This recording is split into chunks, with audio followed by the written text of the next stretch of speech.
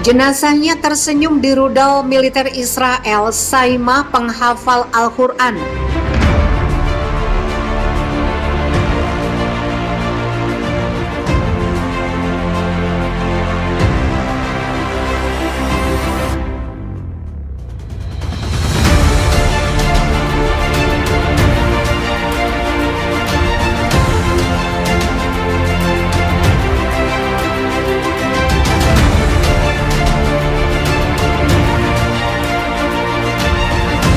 Nama Saima Abu Al-Auf begitu santer diperbincangkan masyarakat dunia setelah ditemukan wafat dalam kondisi bibir tersenyum di reruntuhan bangunan rumahnya di Jalan Al-Wehda, Gaza yang hancur lebur akibat terjangan peluru kendali pesawat tempur militer Israel. Semasa hidupnya, gadis berusia 20 tahun ini diketahui bukanlah seorang tentara dan juga tidak tergabung dalam gerakan pertahanan Islam atau Harakat Al-Muqawamatul Islamiyah. Dia benar-benar seorang warga sipil, karena itulah dunia mengecam pembunuhan yang dilakukan militer Yahudi kepadanya. Menurut tunangan Saima, yaitu Anas Al-Yazji, sebelumnya ditulis Hosam Salim, dikutip Viva Militer Kamis 20 Mei. Selama ini gadis berparas cantik itu menghabiskan waktunya untuk belajar.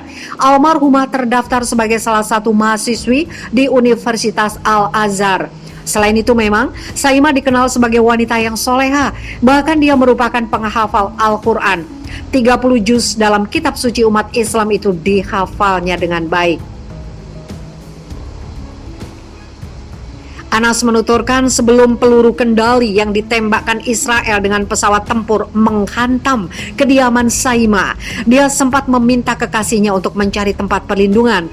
Sayangnya pesan itu tidak sempat terkirim dan rudal keburu menghancurkan rumah Saima. Jenazah Saima ditemukan 14 jam kemudian di bawah reruntuhan rumahnya. Kondisi tubuhnya mengenaskan karena terjepit pada tembok yang rubuh. Hanya tangan kirinya yang muncul dan dia ditemukan dalam kondisi wajah berseri dan bibir tersenyum.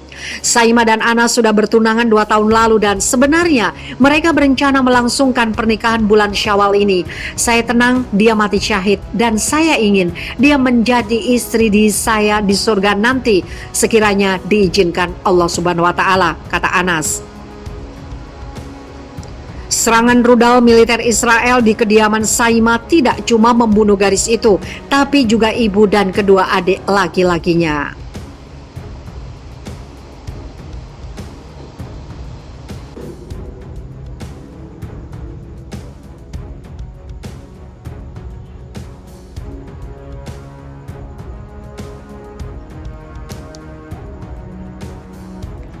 Terowongan milisi Palestina yang jadi momok mengerikan tentara Israel. Terowongan milisi Palestina merupakan momok mengerikan buat tentara Israel. Pihak Israel selalu mengklaim telah berhasil menghancurkan terowongan-terowongan yang kerap digunakan milisi Palestina untuk melakukan serangan darat ke wilayah Israel secara tiba-tiba. Seperti yang diklaim oleh Israel Defense Force (IDF) pada 17 Mei lalu, di mana mereka mengaku berhasil menghancurkan terowongan milisi Palestina sepanjang 15 km.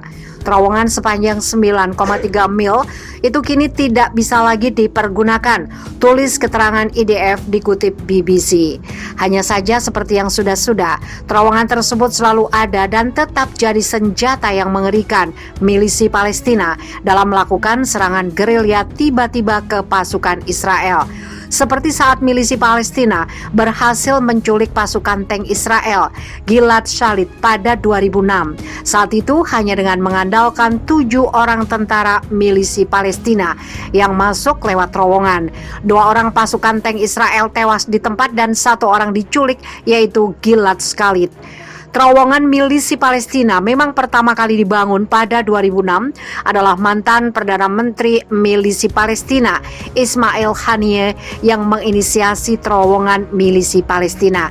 Ismail Haniyeh dikutip situs The Tower bahkan mengklaim terowongan yang mereka buat lebih luas 2 kali lipat dibandingkan terowongan yang dibuat oleh Viet Cong saat Perang Vietnam terjadi.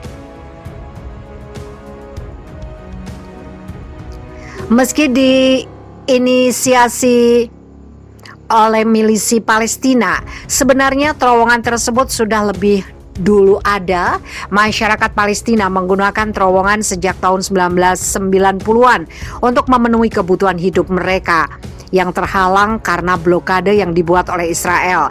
Mereka menyelundupkan barang-barang kebutuhan dari negara yang bersimpati melalui terowongan tersebut. Terowongan itu baru ditingkatkan fungsinya oleh Ismail Haniyeh sebagai strategi perang melawan pasukan Israel. Dia menginginkan agar serangan ke Israel tidak hanya dilakukan melalui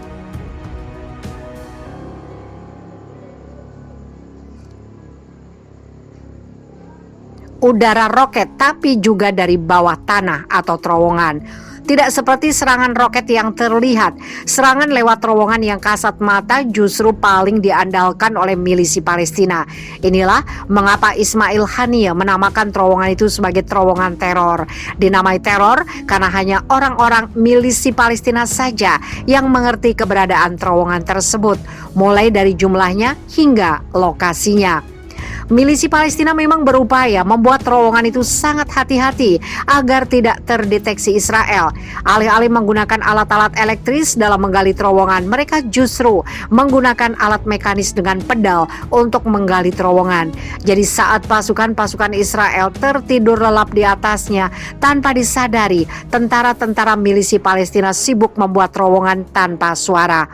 Militer Israel memperkirakan milisi Palestina menghabiskan sekitar 30 juta US dollar sampai 90 juta US dollar dalam pembuatan terowongan teror itu. Setidaknya lebih dari 600.000 ton beton telah menopang terowongan yang jaraknya berkilo-kilo itu.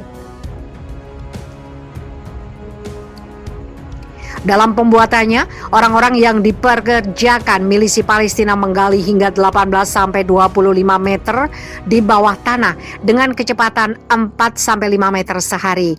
Terowongan biasanya digali melalui tanah berpasir yang membutuhkan atapnya untuk ditopang oleh tanah liat yang lebih tahan lama. Terowongan juga diperkuat dengan panel beton yang dibuat di bengkel yang berdekatan dengan setiap terowongan. Proses pembangunan sangat riskan karena memang bisa menewaskan pekerja yang melakukan penggalian. Biasanya penggali tis karena ledakan bahan peledak yang tidak disengaja dan runtuhnya terowongan. Pihak Israel sendiri tidak menutup mata akan keberadaan terowongan itu. Sejak 2014 mereka mulai menseriusi keberadaan terowongan teror. Berbagai teknologi mereka jalankan agar setidaknya mampu membuat sistem proteksi canggih seperti halnya Iron Dome atau kubah besi yang mampu menangkal serangan roket milisi Palestina di udara. Hanya saja, sampai saat ini yang paling sering dilakukan oleh pasukan Israel adalah melakukan pengemboman ke terowongan-terowongan yang telah mereka deteksi keberadaannya.